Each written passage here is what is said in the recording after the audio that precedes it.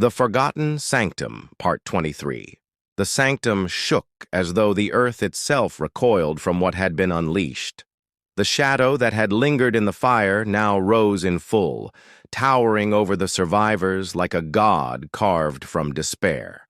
Its body was stitched from the remnants of the sacrifices, faces twisted in agony, voices trapped in endless cries, memories fused into its form.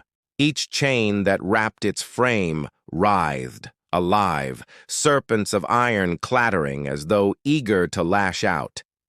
It did not speak in words, it spoke in silence, an unbearable void that crushed the survivors' thoughts, suffocating them in dread. The air was thick with the stench of burnt memory, and the chamber walls bled darkness.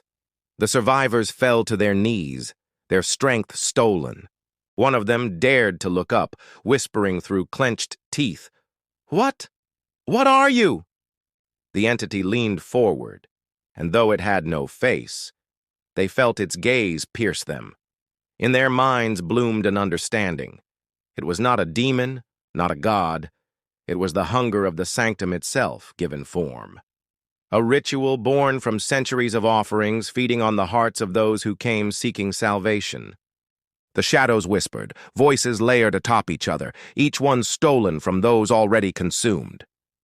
"You came seeking freedom? But you are mine. All who enter become mine." One survivor, his face wet with tears, staggered to his feet. "No!" he roared, his voice raw. "You don't get to take us all! We've given you enough!" In his desperation, he drew a jagged shard of stone from the floor and hurled himself at the shadow.